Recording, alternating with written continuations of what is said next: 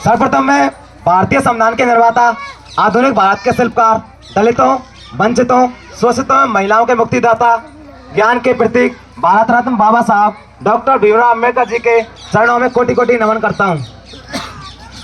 परम सम्माननीय अतिथिगण, समस्त ग्रामवासियों को मेरी क्रांतिकारी जय भीम एवं बाबा साहब डॉक्टर अम्बेडकर जी की 135वीं जयंती की हार्दिक बधाई एवं शुभकामनाएं। अब मैं कहूँगा कि हक की लड़ाई में निमंत्रण नहीं भेजे जाते, हक की लड़ाई में निमंत्रण नहीं भेजे जाते। जिनका जमीर जिंदा है वो अपने आप चले आते हैं। अब मैं बाबा साहब को डेडिकेट करते हुए 2 लाइन कहूँगा कि रुतबा मेरे सर को तेरे संविधान से मिला है, रुतबा मेरे सर को तेरे संविधान से मिला है, मुझे तो सम्मान भी तेरे संविधान से मिला है। औरों को मिला होगा जो मुकद्दर से मिला होगा, मुझे तो मुकद्दर भी तेरे संविधान से मिला है। डॉक्टर अम्बेडकर वो नाम है जिसे मिटाया नहीं जा सकता, डॉक्टर अम्बेडकर वो नाम है जिसे मिटाया नहीं जा सकता एवं वो आवाज़ है जिसे दबाया नहीं जा सकता। बाबा साहब का जन्म 14 अप्रैल 1891 को मध्य प्रदेश के मऊ गांव में हुआ था, जिसे वर्तमान में अम्बेडकर नगर के नाम से जानते हैं। उनका जन्म एक महार परिवार में हुआ था। वे रामजी मालोजी सकपाल एवं भीमाबाई की 14वीं एवं अंतिम संतान थे।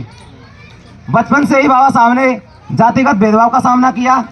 कड़ी चुनौतियों के बावजूद उन्होंने मुंबई के एल्फिस्टन हाई स्कूल से शिक्षा प्राप्त की एवं कोलंबिया विश्वविद्यालय जो न्यूयॉर्क का है तथा लंदन स्कूल ऑफ इकोनॉमिक्स से अर्थशास्त्र में PhD की और BSc जैसी उच्च डिग्रियां हासिल की। उन्होंने दलितों को सामाजिक न्याय दिलाने के लिए 1927 में बहिष्कृत हितग्राहिणी सभा बनाई और मूक नायक नामक एक पत्रिका लिखी। भारतीय संविधान सभा में बाबा साहब को सर्वप्रथम बंगाल से चुना गया था। फिर भारत के विभाजन के बाद जो पूर्वी पाकिस्तान में चला गया था, उसके बाद बाबा साहब जो थे संविधान सभा से अलग हो गए थे।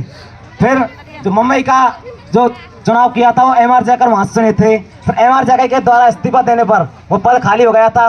उस पद पर बाबा साहब को दोबारा संविधान सभा में लिया गया था। उसके बाद उन्होंने संविधान सभा में भूमिका निभाई और संविधान का निर्माण किया।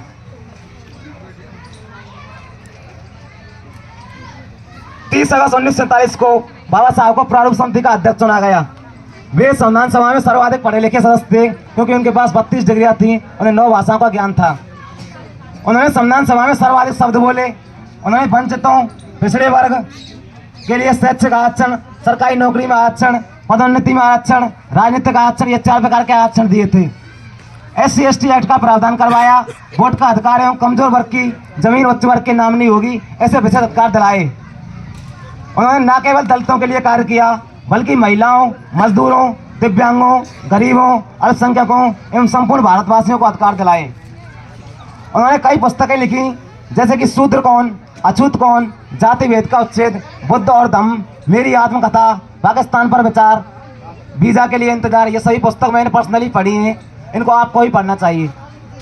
हिंदू धर्म में जातिगत असमानता के कारण 14 अक्टूबर 1956 को अपने हजारों समर्थकों के साथ बाबा साहब ने बौद्ध धर्म अपनाया।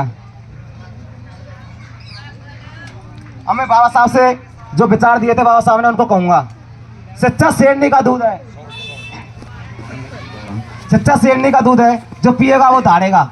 और बाबा साहब इसके बहुत बड़े उदाहरण हैं, क्योंकि उन्होंने शिक्षा रूपी जो दूध है वो पिया था, तभी वो धाड़ पाए। उन्होंने भारतीय संविधान का निर्माण किया और दलितों को उनके अधिकार दिलाए। उन्होंने ये भी कहा था कि जीवन लंबा होने की बजाय महान होना चाहिए, जीवन लंबा होने के बच्चा महान होना चाहिए। Life should be great rather than long.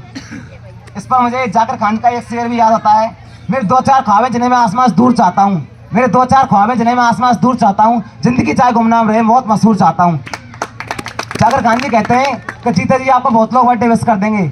आपने ज़िंदगी क्या हैसियत रही है, आपने ज़िंदगी कैसी है, उस दिन पता पड़ेगा जिस दिन आपकी मौत होगी। आपके अंतिम संस्कार में कितने लोग जाएंगे। इसलिए बड़े कर्म करोगे तो उस टाइम पर आपकी बहुत ज़्यादा भीड़ होगी।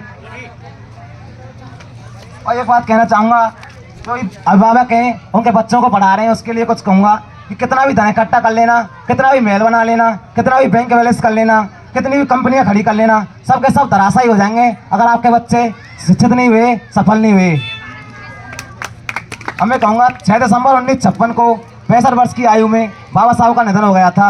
मरणोपरांत 1990 में भारत के सर्वोच्च नागरिक सम्मान भारत रत्न से उन्हें सम्मानित किया गया। अब मैं बात करूँगा कि हमें केवल एक दिन की जयंती मनाने तक सीमित न रहकर समाज से जातिवाद, भेदभाव, मृत्यु भोज, बाल विवाह, जुआ, सट्टे, शराब, नशा आदि को खत्म करना चाहिए। जितना संभव हो सके शिक्षा का प्रसार करना चाहिए। समाज के शोषित, वंचित, दलित वर्ग, मजदूर, गरीब साथ खड़े होकर उनके अधिकार दिलाएं। गांव के आर्थिक रूप से सबल व्यक्तियों को इस काबिल बनना चाहिए कि गांव के जो गरीब और प्रतिभावान विद्यार्थी हैं उनसे आकर ये कह सकें कि हमें खैरात नहीं चाहिए। अगर जो गरीब बच्चे हैं वो बड़े शिक्षित लोग हैं, पैसे वाले लोग हैं, उनसे ये कह सकें कि हमें खैरात नहीं चाहिए, हमें शिक्षा एवं स्वास्थ्य में तब तक के लिए मदद चाहिए जब तक मैं अपने पैरों पर खड़ा नहीं हो सकूं।